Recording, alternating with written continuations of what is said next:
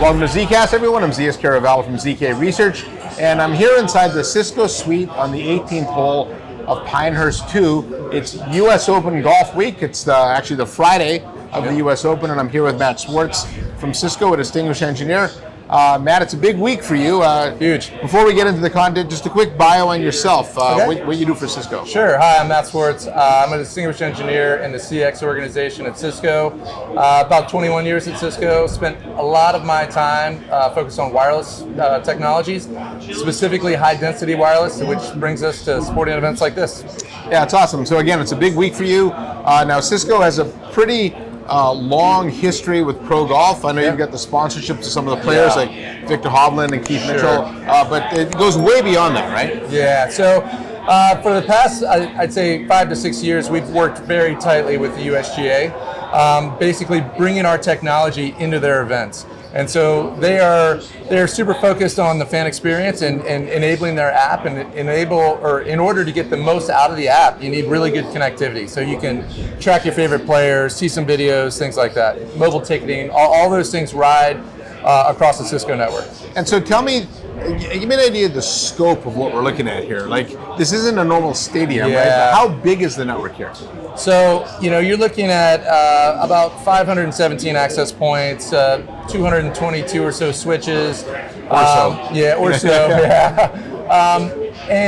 the unique thing about golf is it's really hard to cover such a big golf course. Like you were alluding to, a lot of stadiums, they're just fixed. In golf, each event is different because the course is completely different. So you got to cover a lot of ground. You don't always have power outlets and things like that where you need them. So you've got things running on batteries and generators and things like that. But we make it work. Yeah, and we were talking earlier too, even about like the Tiger Woods or Scotty Scheffler effect now, where especially towards the end of the tournaments, you wind up with thousands of people that follow a couple of groups. For sure. And that's unlike any other. Yeah. So back to the kind of brick and mortar stadiums, people typically come in and sit down and enjoy whatever sport's happening. In golf, people move way more than any other sport, and then you have your popular groups and your popular players that seem to get bigger as the week goes on. So by Sunday, the final group is just going to have this massive following them, and when you're building a wireless network, you're putting some stress on that thing. Like it's in a regular stadium, you would make that area set for that, but you have to be able to accommodate the movement or the hot spots that happen. Yeah, and so staying with that theme of fan experience, give me an idea of what you're expecting for a total number of people coming through, how many devices you expect to attach. Just yesterday alone, Thursday, first day of the tournament, we had over 20,000 unique clients. And that's the lightest day. Yeah, and that's the lightest day. So that'll probably double before the end of the weekend. We transferred about a little over 10 terabytes of traffic, and again, on the lightest day of the week, right? Yeah. If you put that into perspective, that's almost a third of like a Super Bowl. So it's a lot, and it's being done with a lot less APs. If you look at some of the more recent, big football games, you're talking thousands of APs. We have 500. So it's a big difference. But people are out here and they're moving about and they're using all their apps and they're taking pictures. Like, these types of events tend to be very social because everyone wants to show all their friends that they're at a golf event. Yeah, no. And if you follow me on Instagram or link, you'll see that come up soon. So. Yeah, okay. Yeah. And the variety of traffic is something too. I noticed there's a lot of fiber deployed, so you must be expecting a lot of video traffic. And you power the media center. Yeah, lots of video. So we've got different parts of the network. You've got the things that are kind of like the core services part of the network, where you've got media from all over the world that are doing interviews, that are writing articles, that are posting pictures. So that takes a lot of connectivity. That's fortunately in an area where it's very well defined and very secluded, and you can take care of that. On the fan side, on the fan-facing side, where people are moving around, we see a ton of Facebook, Instagram, Snapchat, all your social media platforms are covered, and it's a lot of video. So yeah. Now, does the USGA look at that data and use it for their own purposes? At the end of every event, there's normally like this kind of end of the event report, and we look at the types of traffic, the amounts, how much data was transferred, what were our peaks and valleys, things like that. Yeah, okay. And I also noticed some Webex stations out here. So sure. it's not just network. How's Webex? Yeah, so with Webex, the USGA has a big focus on sustainability.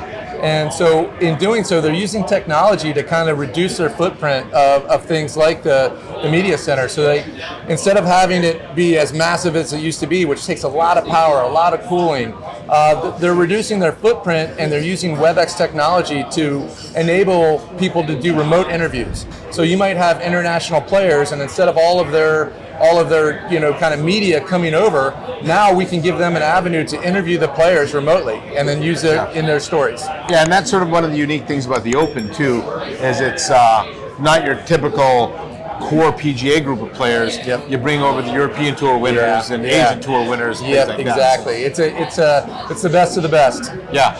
And then how about on the security side? Are you providing that here as well? Yep. We use Firepower firewalls, and in an environment like this, they're getting so much traffic, so much things, and we're super proud of how well those things do. Like they're barely breathing, and they're taking on a lot of traffic, so we love it. Yeah, and last kind of Cisco infrastructure question. Just at the end of the day, with this kind of event, what are some of the other unique challenges? I noticed there's some APs and trees, and there's some. So it's actually how do you super engineer? How do you interesting. engineer that? It's literally like, and I say this in a lot of different scenarios, but you just look for what's available, and sometimes it's a tree, and sometimes it's a corner of a concession tent, and sometimes it's a stands, and you go with what you can. And we work with partners like Safari, and they're doing some very unique things where they're going to start mounting APs down closer to the turf, aiming back at fans that are standing next to a green.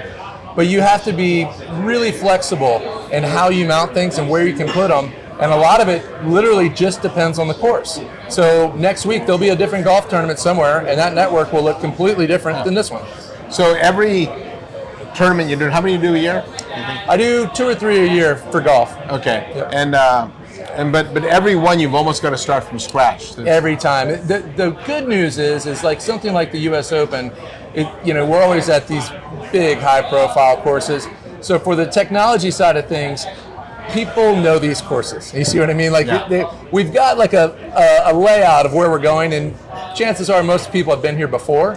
So you can reuse some of the stuff, but on the flip side of that, things are always changing as well. So like if you look across the 18th fairway here, that stand, they didn't have anything like that last year. That's a new concept, and it's really awesome. But it's a change in the design, and how do you use that to the best of your abilities? But also, you have to design around that wasn't there last year. Yeah. This is different. Yeah, well, and any downtime's bad downtime. Yeah, right? exactly. So, We don't like downtime. Yeah. All right, a couple of fun things here. So, predictions. We're on Friday, so this will probably air after the winner comes out. But who do you? I got to stick with Patrick Cantlay's. He's wearing our logo, so and he did well on day one. So I'm gonna stick with that. I'm a fan of Rory. Rory birdied 18 yesterday, right here, right by the suite, and so hopefully he can pull through. And then how can you not? Like Scotty Scheffler, I don't think he's in the same spot that he's used to be in, like at the very top of the leaderboard. But I wouldn't count him out. There's a lot of time left. Yeah, a lot of golf left. Yeah, in fact, we haven't seen a player play like Scotty since the early Tiger days. So it's fun for golf. One of the things we joked about earlier is we used to call it the Tiger effect. Yeah. I think it's the Scotty effect now. Yeah. He's changing the game.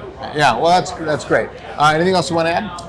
That's it. I think we're all good. Thanks for having me. Yeah, I really appreciate it. Thank you, and I really appreciate your time and walking me around the course and seeing all the technology here. I think for the average fan, you come here, you enjoy it, you buy your merch, you buy your food, but you have no idea the amount of engineering work it takes to do something going like on this. behind the scenes. Exactly. And you really got to start this. You got to bring it up and tear it down. Oh yeah. Yeah. On a Sunday of a major like this, what most people won't realize is as the last group is finishing each hole, there's people already coming in and taking things down and packing things up because they're going to the next one. Yeah. So all right, Matt. Well, thanks. Appreciate the time. So I'm having Matt Swartz from Cisco. I'm ZKast from ZK Research. Saying thanks for watching. Please hit the subscribe button. We'll see you next time on my next episode of ZKast.